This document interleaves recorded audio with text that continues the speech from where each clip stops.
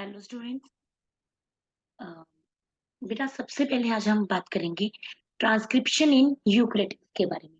मैंने अपनी पिछली वीडियो में आपको बताया होगा ट्रांसक्रिप्शन इन दी प्रोकैरियोटिक्स के बारे में। आज हम बात करेंगे transcription in the यूकेरियोटिक्स।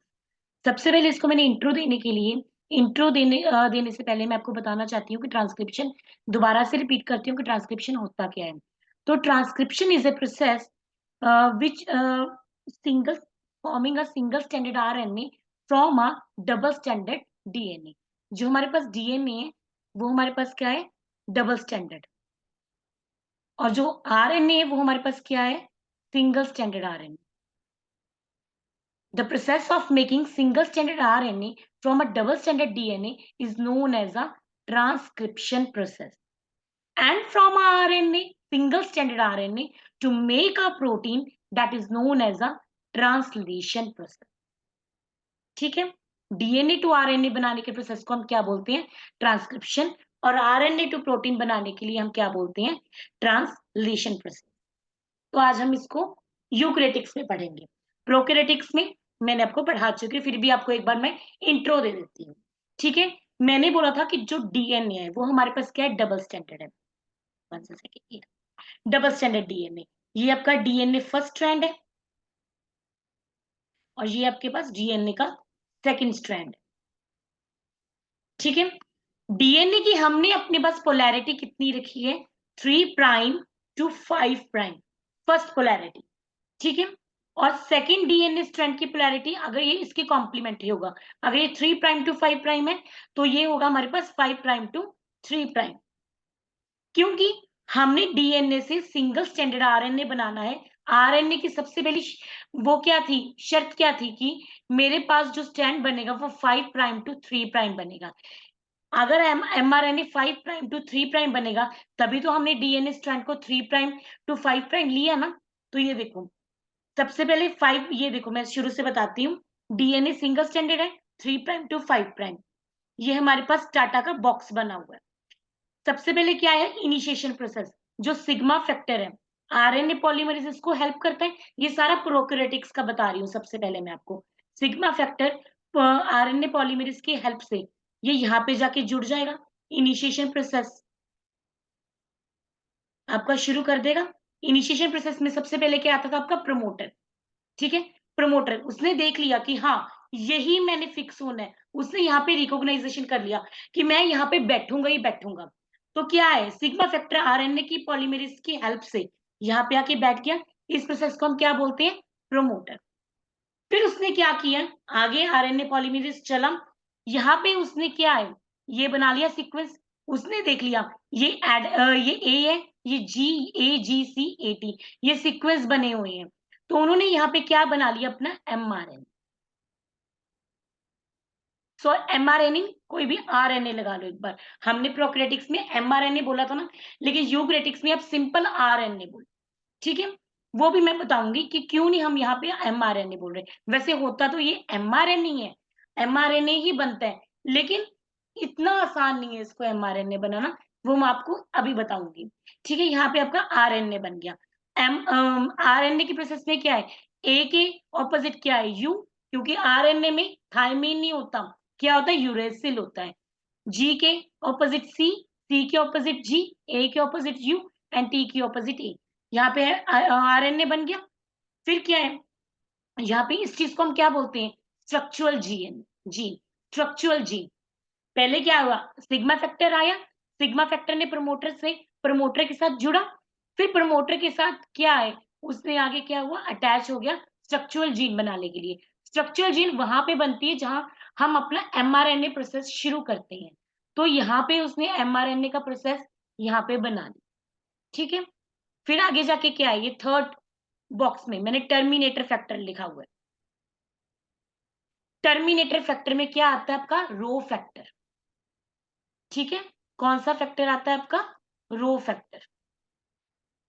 Rho factor में क्या है, ये सारा सीक्वेंस ऐसे कि ऐसे तो नहीं चलता रहेगा ना कभी तो मैंने इस पिछली वीडियो में भी बताया, कभी ना कभी तो ये स्टॉप होगा ना होगा। तो रो फैक्टर क्या है, ये प्रोसेस को क्या कर देता है, स्टॉप कर देता है। और जब ये प्रोसेस स्टॉप होता है ना, तो ये जो डीएनए का स्ट्रैंड है, वन सेकेंड, ये जो डीएनए का स्ट्रैंड है, ये वाला डीएनए का स्ट्रैंड है फर्स्ट वाला, और ये जो एमआरएनए मैंने बनाया है ये वाला, ये दोनों क्या है, सेपरेट हो जाएंगे। ये जो हाइब्रिडाइजेशन ये जुड़े हुए हैं ना, ये देखो ये आपस में क्या है, ये चीज, ये आपस में क्या है, ये आपस में जुड़ी हुई है, ये आपस में क्या है, सेपरेट हो जाएगी। क्योंकि हमें तो भाई डबल स्टैंडर्ड डीएनए से आरएनए तो बनाना है, यही तो ट्रांसक्रिप्शन का प्रोसेस है। तो क्या है, यहां से मुझे आरएनए मिल, ये अलग हो गए, ये हाइब्रिड जो अटैच थे ये अलग हो गए, ये अलग हो गए ना, देखो आरएनए हमारे पास क्या है, आरएनए आ गए। अब हम बात करें यूकैरियोटिक, ठीक है। यूकैरियोटिक्स में क्या है, मैं सबसे पहले आपको थोड़ा सा डिफरेंस करवा दूं, ये प्रोसेस एक बार इतना रहने दो, सबसे पहले इस प्रोसेस पे आ जाओ।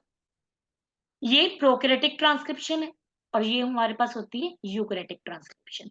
प्रोकैरियोटिक्स मैंने आपको लास्ट वीडियो में समझाई थी, मैंने ये भी बोला था कि प्रोकैरियोटिक ट्रांसक्रिप्शन हमेशा साइटोप्लाज्म में होती है, पहला डिफरेंस। और ये मोस्ट इंपॉर्टेंट है, मास्टर कैडरे में पूछने वाला, ये क्वेश्चन मोस्ट इंपॉर्टेंट है।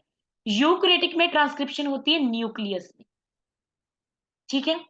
सेकेंड पॉइंट, जो प्रोकैरियोटिक्स है, मैंने बोला था ना कि कोई भी एंजाइम हेल्प करेगा डीएनए जो आरएनए बनाने के लिए, हमें कौन सा एंजाइम हेल्प करता है, ये एंजाइम का नाम है, इसको हम बोलते हैं आरएनए पॉलीमरेज, जो सिग्मा फैक्टर के साथ जुड़ा था, याद है ना, जो सिग्मा फैक्टर के साथ जुड़ा था, ये वाला आरएनए पॉलीमरेज, जो आप प्रमोटर के साथ जुड़ गया था, आगे जाके इसने अपना प्रोसेस शुरू किया था, ठीक है।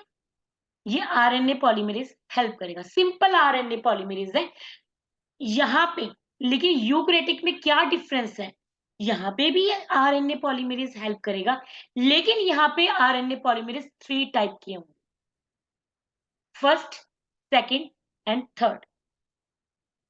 फर्स्ट, अगर आरएनए हमें नहीं पता, प्रोकैरियोटिक्स में हमें नहीं पता था कि आरएनए 3 टाइप्स की होती हैं, आरएनए वैसे 3 टाइप्स के होते हैं, लेकिन यहाँ पे हमने सिंपल किया था कि आरएनए पॉलीमरेज सिग्मा फैक्टर के साथ जुड़ा और इसने अपना प्रोसेस शुरू किया और खत्म किया और हमारे पास आरएनए आ गया।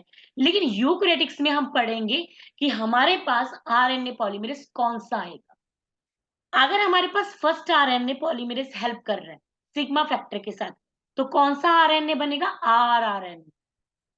और अगर सेकंड पॉलीमरेज हेल्प करेगा तो कौन सा आरएनए बनेगा, एमआरएनए। और अगर थर्ड पॉलीमरेज हेल्प करेगा तो कौन सा आरएनए बनेगा, टीआरएनए। इसको हम शॉर्ट फॉर्म तरीके से इसको भी याद कर सकते हैं, RMT, RMT, first, second, third. RMT के साथ से इसको आप ट्रिक से यूज कर सकते हो, मैंने इसको ऐसे ही याद किया था, आरएमटी, ठीक है। आरएनए पॉलीमरेज यूकैरियोटिक्स में 3 टाइप्स के होते हैं, मैं दोबारा रिपीट करती हूँ, आरएनए पॉलीमरेज यूकैरियोटिक्स में 3 टाइप्स के होते हैं। फर्स्ट आएगा तो आरएनए बनेगा, सेकंड आएगा तो एमआरएनए बनेगा, थर्ड आएगा तो टीआरएनए बनेगा। अब ये क्या है, ये आरएनए, ये कुछ भी नहीं है, वैसे ये क्वेश्चंस बहुत ही कम पूछते हैं, फिर भी लास्ट टाइम ये पूछा गया, लास्ट से लास्ट टाइम ये क्वेश्चन पूछा गया था कि आरआरएनए के ये यूनिट्स कितने होते हैं, तो एक ये आपके वैसे सिलेबस में नहीं है, फिर भी चलो एक बार क्वेश्चन आया था, मैंने तभी यहाँ पे मेंशन किया है कि आरआरएनए के ये 20s, 18s और 5.8s, आप इसको ऐसे कैसे याद कर लो। एस क्या होता है, ये स्वेटबर्ग साइंटिस्ट के नाम से यूनिट होती है, ये साइंटिस्ट के नाम से ही यूनिट पड़ी थी, ठीक है। ये आपको एक बार ये आया था लास्ट टू लास्ट टाइम, आप इसको ऐसे ही याद कर लो।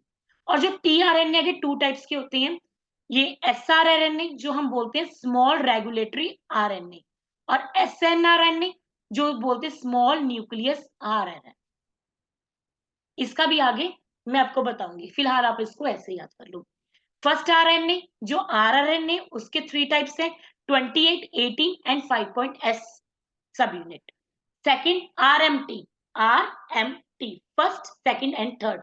और टीआरएनए 2 डिवीजन में डिवाइड हुए हैं, स्मॉल रेगुलेटरी आरएनए में, इसकी फुल फॉर्म पूछ सकते हैं कि एसआरआरएनए, इसकी फुल फॉर्म क्या है? Small regulatory RNA. और एसएनआरएन की फुल फॉर्म क्या है? Small nucleus RNA. अच्छा, प्रोकैरियोटिक ट्रांसक्रिप्शन में थर्ड पॉइंट क्या है कि हमारे पास सिग्मा और रो फैक्टर यूज हुए थे। मैंने बोला था ना, जो आरएनए पॉलीमरेज है सिग्मा फैक्टर से तो अपना प्रोसेस क्या है? शुरू करेगा। और रो फैक्टर से क्या है? ये अपना टर्मिनेटर करेगा। मतलब टर्मिनेटर मतलब क्या है? प्रोसेस को क्या कर देगा? स्टॉप कर देगा। लेकिन यूकैरियोटिक ट्रांसक्रिप्शन में हमें सिग्मा और रो फैक्टर यूज होते हैं, लेकिन हमें इसकी इतनी जरूरत नहीं है। हमें इसकी इतना कोई महत्व नहीं है, ये इतना इंपॉर्टेंट नहीं है, इसलिए यहाँ पे इतना जरूरत नहीं है। लेकिन प्रोकैरियोटिक्स में बहुत इंपॉर्टेंट है। ठीक है, तो हम स्टार्ट करते हैं। तो मैंने ये बोला था, वो आपको समझ आ गया। अब मैं अपना असली प्रोसेस शुरू करती हूँ। मैंने बोला ये जो हाइब्रिड है, ये क्या है? सेपरेट हो जाएंगे। हमें अपना क्या है? ये आरएनए देखो, ये हमारा आरएनए निकल गया। और यूकैरियोटिक्स में मैंने अभी बोल के आई हूँ कि हमारे पास थ्री आरएनए पॉलीमरेज होते हैं, फर्स्ट, सेकंड एंड थर्ड। जो फर्स्ट बनाता है वो क्या है? आरएमटी। और ये थर्ड टीआरएनए थर्ड पॉलीमरेज से बनता है। अगर अपना हमें ये तो नहीं पता ना कि आरएनए पॉलीमरेज कौन सा है। अगर हमारे पास आरएनए पॉलीमरेज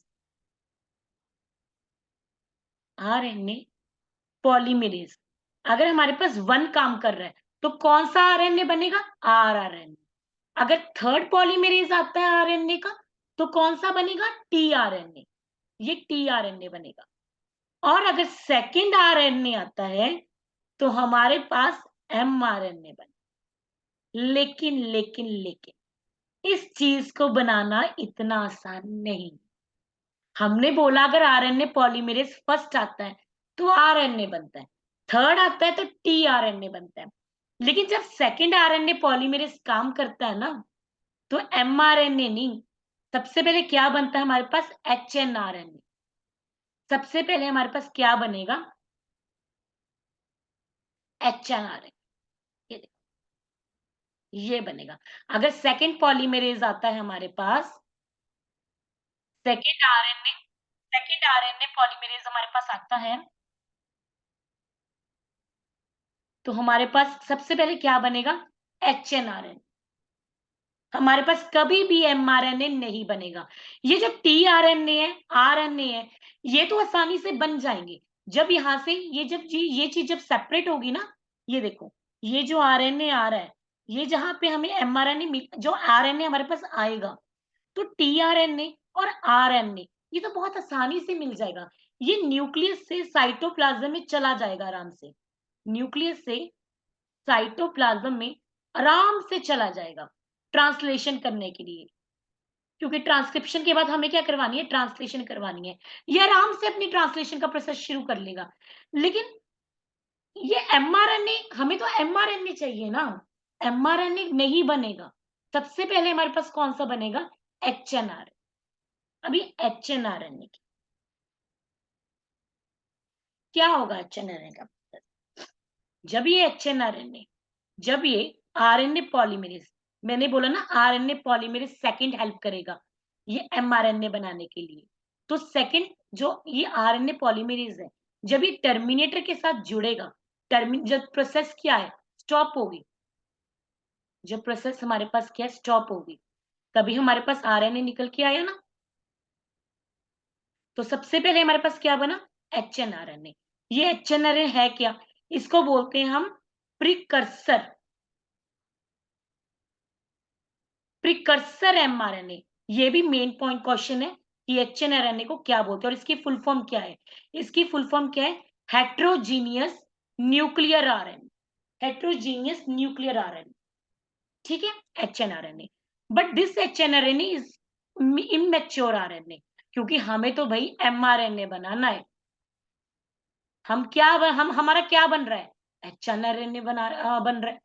तो हमें तो एचएनआरएनए की जरूरत ही नहीं है, हमें तो चाहिए एमआरएनए। तो ये क्या होता है? ये होता है इमेच्योर।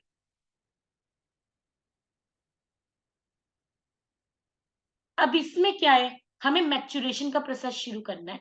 क्यों करना है हमने मैच्योरेशन का प्रोसेस? ताकि हमारे पास क्या है? एमआरएनए। ठीक है, सबसे पहले हमें क्या बना एचएनआरएनए। एचएनआरएनए से हमने क्या बनाना है एमआरएनए। जो ये चीज होती है ना ये इमेच्योर होती है और इसमें हम मैच्योरेशन डालेंगे। तो वो कैसे डालेंगे लेट्स। ये सारा समझ आ गया आपको? हम्म, देखो एचएनआरएनए बनाने के लिए ना ये हमारे पास प्रोसेस होता है।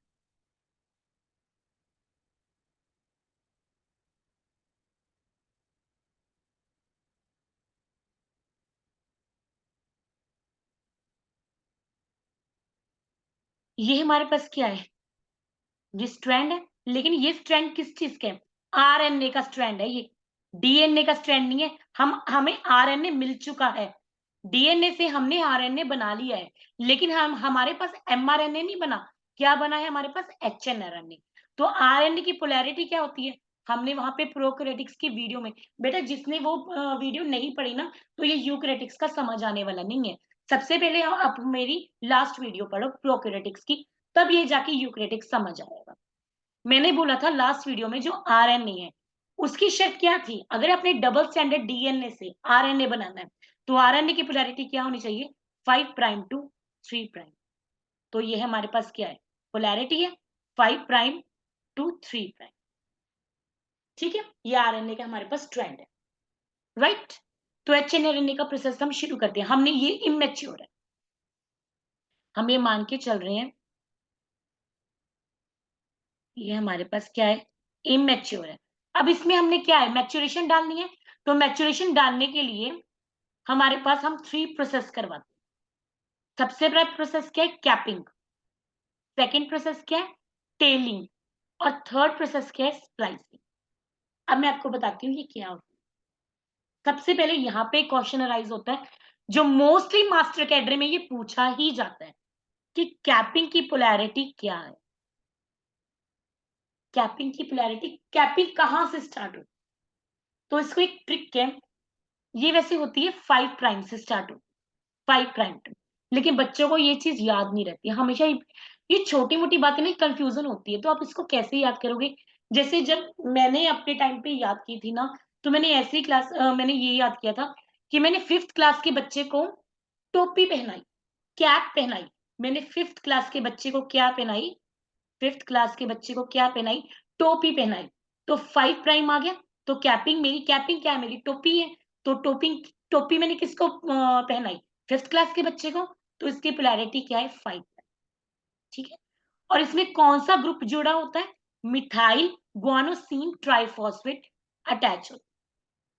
ये मोस्टली ये क्वेश्चन आएगा ही आएगा और ये आता ही है मोस्टली। फर्स्ट क्वेश्चन आपके पास क्या आएगा कि कैपिंग की पोलैरिटी क्या है जो क्या है 5 प्राइम। मैंने 5th क्लास के बच्चे को टोपी पहनाई और इस पे कौन सा ग्रुप अटैच है मिथाइल गुआनोसिन ट्राइफॉस्फेट। ठीक है। ये रही आपके पास कैपिंग 5 प्राइम पे मैंने लिख दी। अभी टेलिंग क्या है ये होती है हमारे पास कैपिंग का प्रोसेस। अब ये टेलिंग क्या है टेलिंग का प्रोसेस देखो अगर कैपिंग 5th क्लास के बच्चे को पहनाई है तो टेलिंग का प्रोसेस क्या है 3 प्राइम पे जुड़ेगा ना टेलिंग। टेलिंग हमेशा क्या है पीछे होती है। तो इसका पोलैरिटी क्या आएगी ये भी क्वेश्चन है। इसकी पोलैरिटी क्या है 3 प्राइम। और इस पे कौन सा ग्रुप अटैच होता है एडिनोसिन मोनोफॉस्फेट जो 200 से लेके 300 तक। ये main question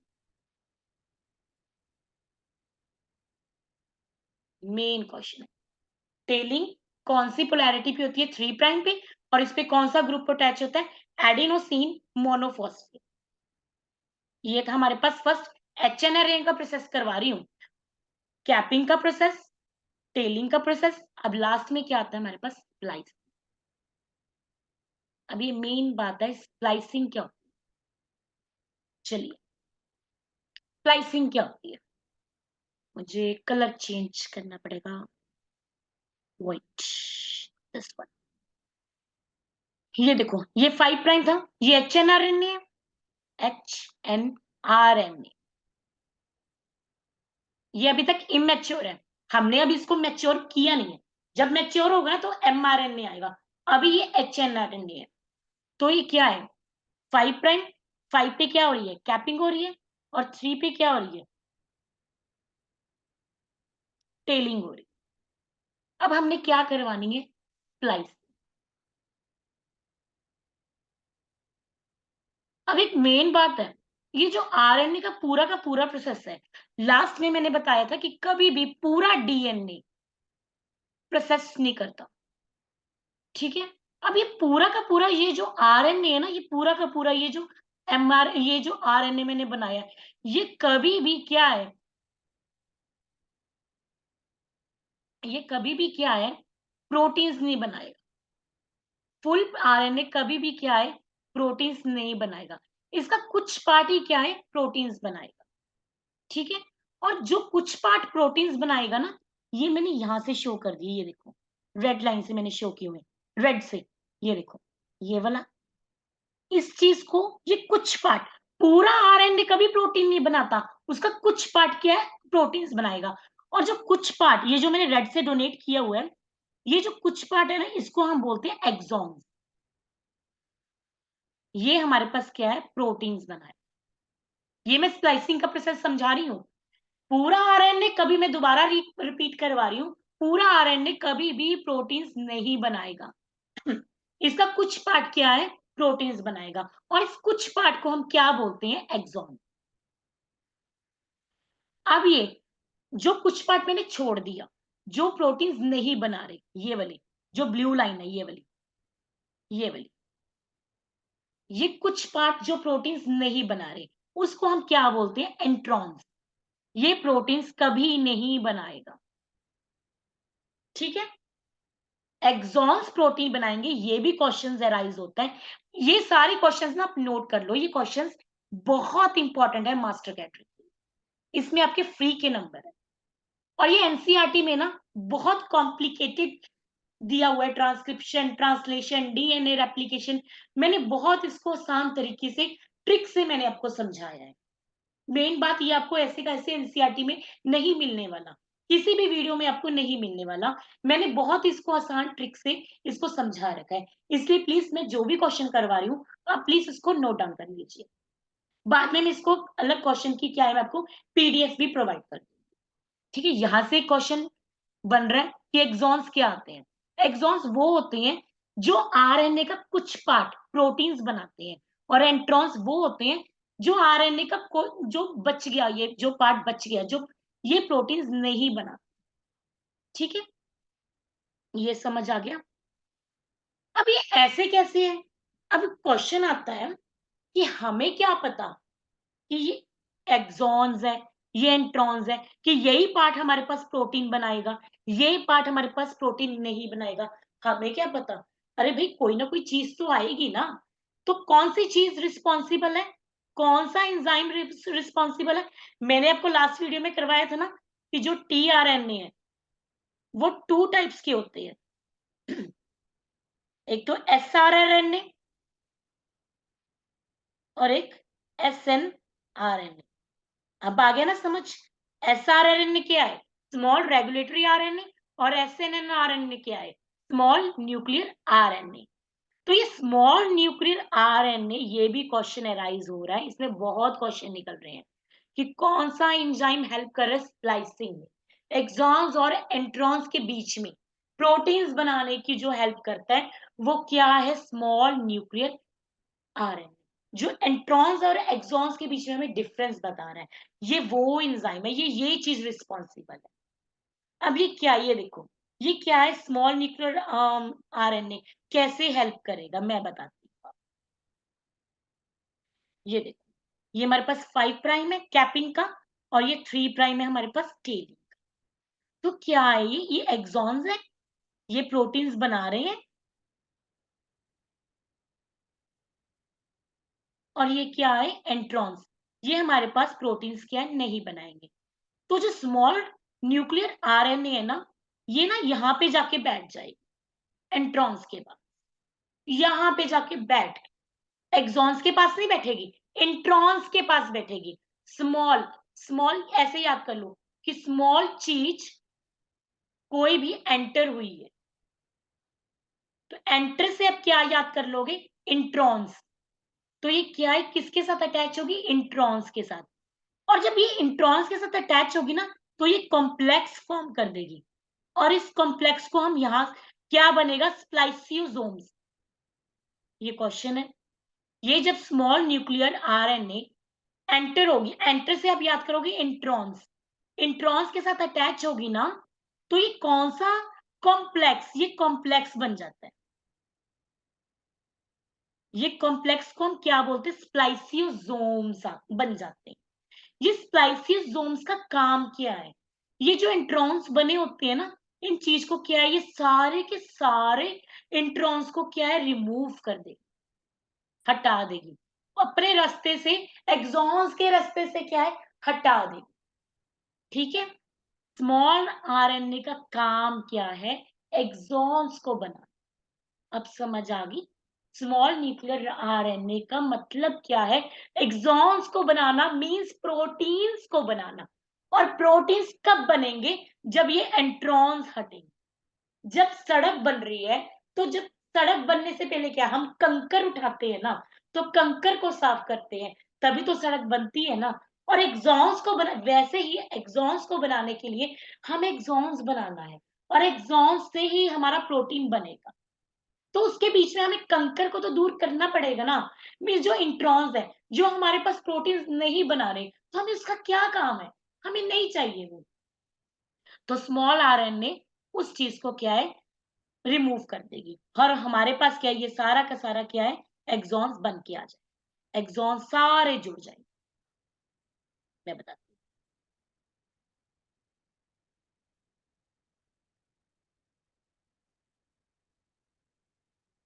5 prime to 3 prime. अब ये देखो, एंट्रॉन सारे हट जाएंगे,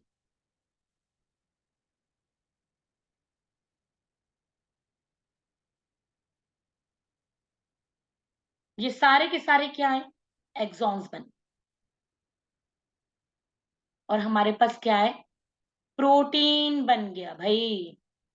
अरे यहाँ पे तो हमारे पास एमआरएनए बन गया ना, अब आ गया ना, तभी तो प्रोटीन बना है।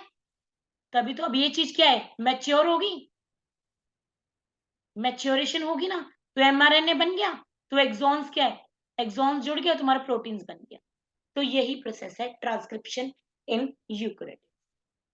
होप आपको समझ आ गया होगा, और मैं आपको इसकी जो पीडीएफ है क्वेश्चंस की, मैं आपको दोबारा ये सारी आपको सेंड कर दूंगी। ठीक है, hope you understand. Thank you so much.